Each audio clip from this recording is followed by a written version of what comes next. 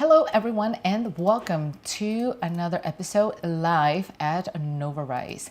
And today I have a market update, and what we're going to do is, trying to figure out and trying to understand what the heck is going on with the housing market. So what I have here, it's an article, well, not an article, it's actually a report from Zillow that I wanted to share with you. And this is the newest that we have in terms of, market condition and what's going on. So regarding housing values, home values flatten as sellers outnumber buyers. And this is according to the March 2025 report. Remember, we're currently at the time of this episode going live, we're in April. And typically, in order to get the most accurate data, you have to at least let a couple of weeks go by. So the most recent report that we will find is the one from the prior month. In this case, that will be March. Now, I'm going to skip over all of this because I want to go straight to the essence of everything. And I want to take a look at this graph just to let everyone know where we stand. Now, I will eventually share this link down in the description below for those who want to check out the link after the live. But for now, let's take a look at what's happening nationwide. So this is the Zillow Home Value Index. And when you click on the drop down, you will actually have access to check out all the other cities in this area in the event that you want to see how your local area is doing. But given that I'm trying to cater to the entire country right here, let's look at the home values nationwide. So I'm going to stick to the US. And as of today, the average home price is sitting at $359,741. That's as of March 2025. And remember that this is a national average. I know that depending on the market that you might be at, some homes might be at the exact same price, some might be lower, and some are way out of that range. And this includes anything that's considered residential. So we're talking about condominiums, single family homes, and possibly even some multifamilies that are being used for personal residence purposes. So this is where we're sitting right now. And if you look at the trend over the last 20 years, even though there has been some market corrections, like the one that we had back in 2007 and 8, where the market hit the bottom of the bottom, overall, if you've been holding your properties for a long time, you will see that time will help you take care of everything, and the values are gonna keep increasing. Now, I want to take a look at this index right here, and it's the Zillow Observe Rent Index. Why is this important to pay attention to? Well, if you happen to be a renter, this will impact you. But if you happen to be a real estate investor and you have properties out in the market for rent, this will also impact you. You need to know what's going on, how the rent is doing, so that way you know if you're still generating cash flow for your properties. So the national average, again, this is a drop down, so you can take a look at the article after the live and see how your local market is doing. But as of now, the national average for rents, it's sitting at $2,005. So steadily increasing over the years, and it's currently doing 3.5% higher in comparison to last year. So if you are a renter and you're wondering if your landlord is going to raise your rent, depending on the market where you are, it might go up by an average of 3.5. If you happen to be a real estate investor and you're considering raising your rent, that's the national average as of today, okay? Now, days on the market, why is this important? Well, it's important to measure how fast inventory is moving in the market. So typically, if your property has been sitting in the market for 6 months or more, that's bad news. Either your price is too high, or there's just simply no interest in your property, or there's just simply too much inventory competing with you, and therefore your house is not that appealing, right? So, and the reason why I want to focus on 6 months is because in my prior life, I was reacting to another article that talked about, hey, the market is decelerating and it's not doing so well because the house has been sitting on the market for like 40 something days. And 40 something days is still not bad. And in my experience, if you get to sell your house within 30 to 45 days, that's still a pretty good number. That means everything is moving the way it's supposed to be moving. Now, anything exceeding 6 months, that's bad news.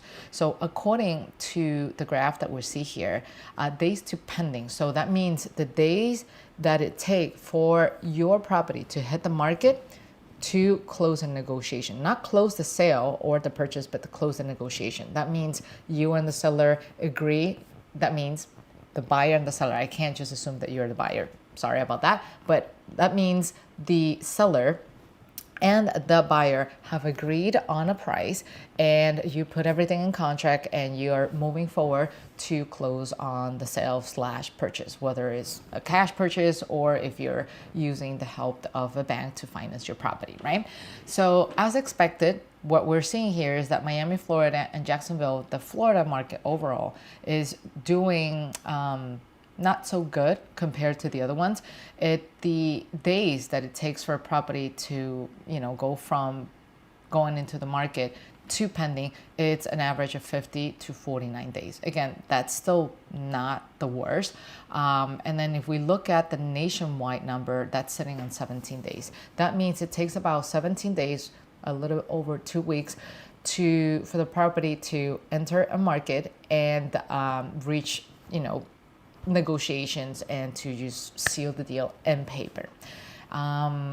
It's still pretty fast in my opinion.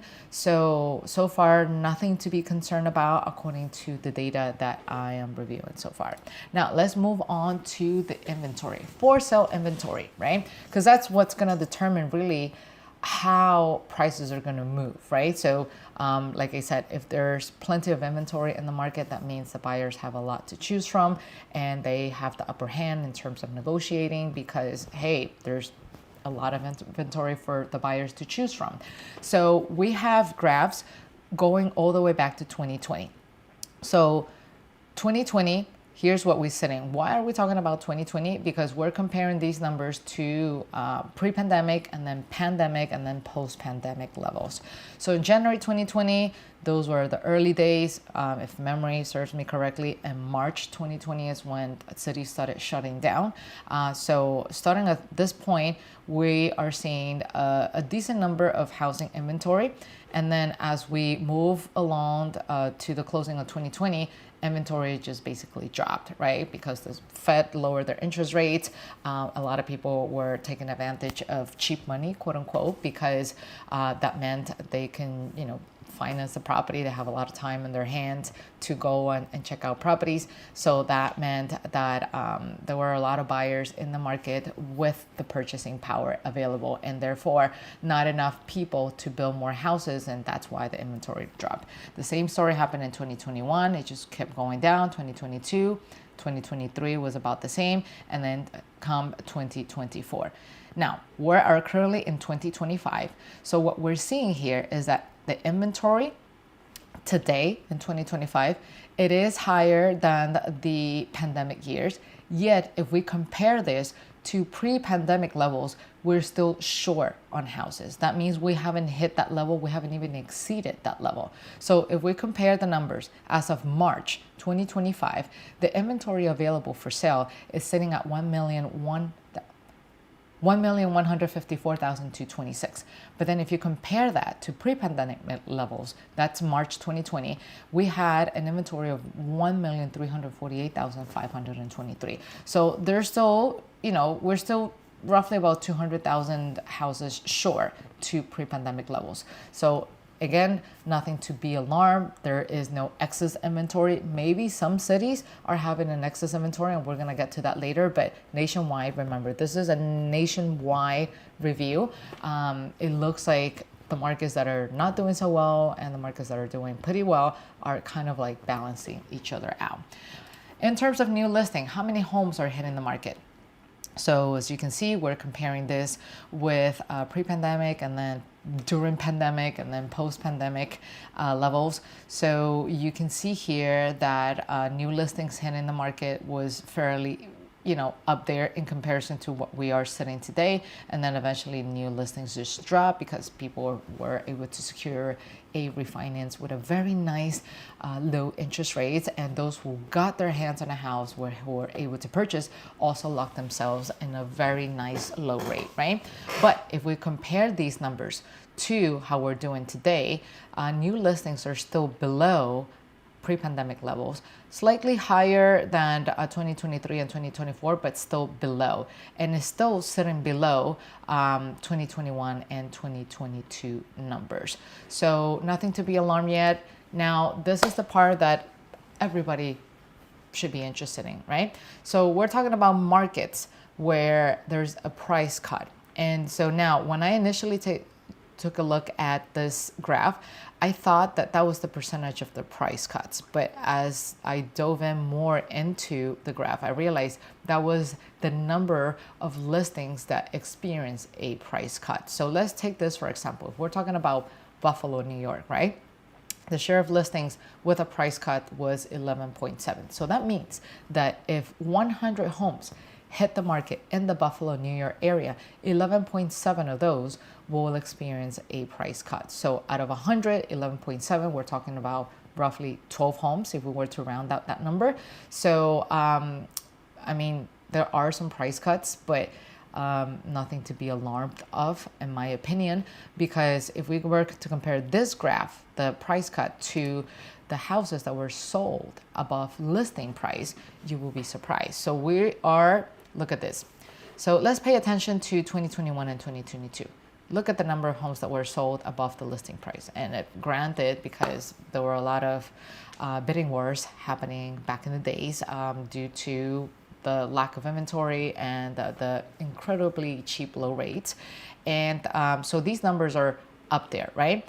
And then if we were to look at 2025 numbers, that is slightly above 2023, but then under 2024, and yet way under pre-pandemic levels and the early pandemic days. So although we're seeing now a 24.6% of buyers willing to go above the asking price, that is nothing compared to the pre-pandemic levels. So that means that the market is not necessarily cooling across the board. Yes, once again, some markets might be experiencing some type of cooling, but there are still other markets who are still pretty hot, who don't have excess inventory, and they're still fighting in spite of the high rates for the available inventory and to get themselves that nice home.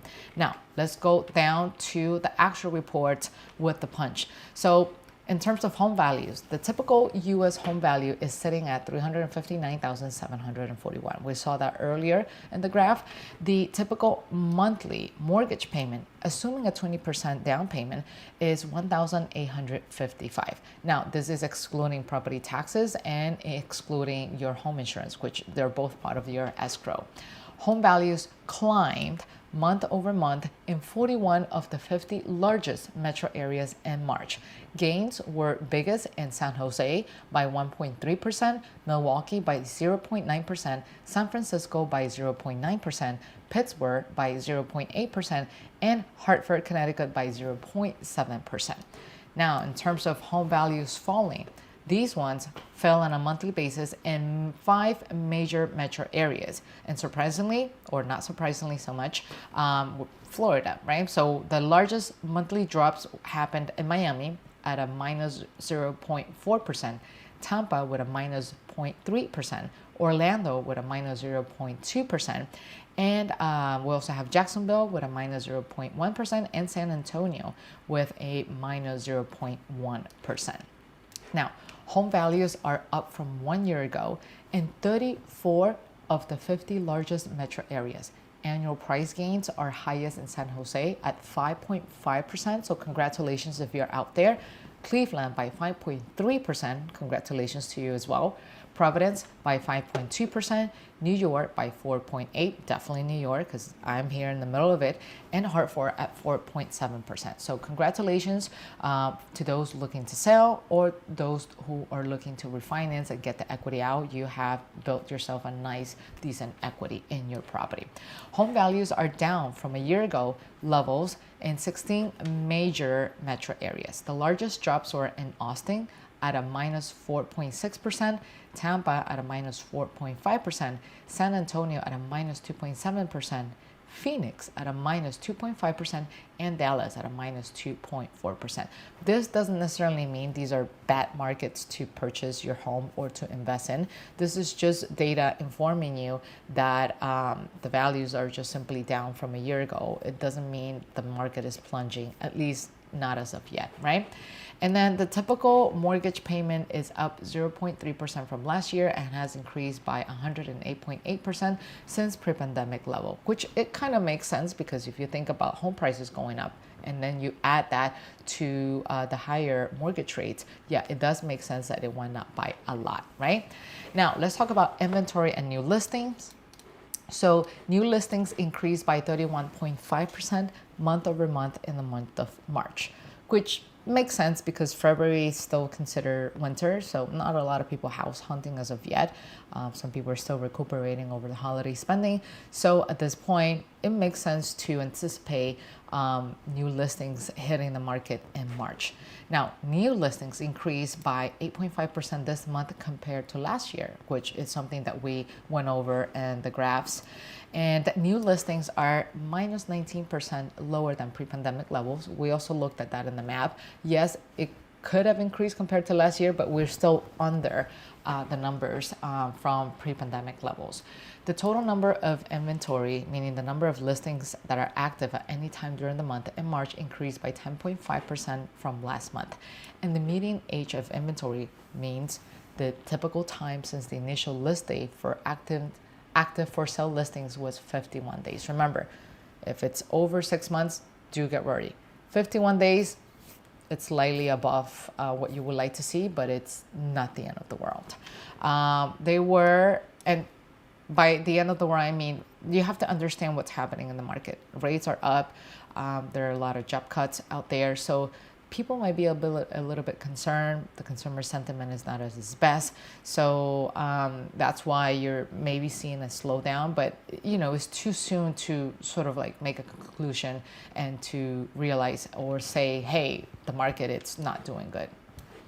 Now, they were 19.3% more listings active in March compared to last year, and inventory levels are minus 24% lower than pre-pandemic levels for the month, which is something that we took a look at and the graph.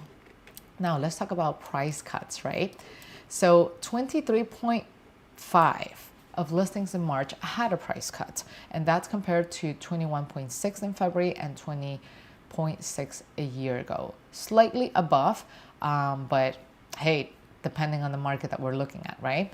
Now, 24.6% of homes sold above their listing price last month, and that's up 22.3% in January. So we're seeing an increase of buyers willing to pay more for their homes, regardless of whether the rates are high or not. And 30.3% of homes sold above their list price last year. So we've seen a slowdown compared to last year, but hey, we're still having people that are willing to pay above the asking price.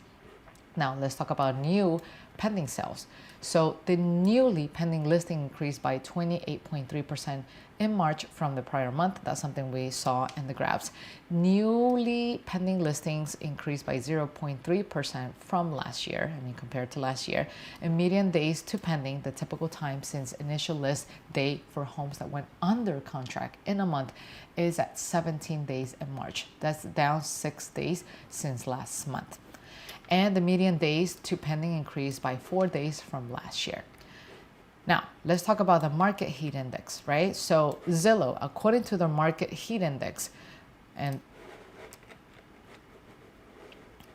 this is the map that they're showing right here. So as you can see, there's some markets that are buyer markets, some that are neutral, and some that are seller markets, and some that are very strong seller markets. But if we were to go back here, we are seeing that according to this data right here, the nation is currently a seller's market. So in spite of some of the drops that we've been seeing in the market, we are still sitting at a seller's market. That means the seller still has the upper hand, and we're currently breaking out of the neutral territory for the first time this year. The strongest seller market in the country are Buffalo, Hartford, San Francisco, Boston, and San Jose. And then the stronger buyer markets, okay? That means that you will have room to negotiate, to get concessions, or to ask for a lower pricing. Those markets are Miami, New Orleans, Jacksonville, and Tampa. So I'm gonna pause right here and open the floor to some questions if there are any. And so let me see if there are anyone that has any comments. So far, I don't see anything. Well, if you do, please make sure you leave your questions down in the comment section below, and I will do my best to answer any questions you might have related to this report. I will be seeing you in the next video, and have a wonderful rest of your day. Take care. Bye-bye.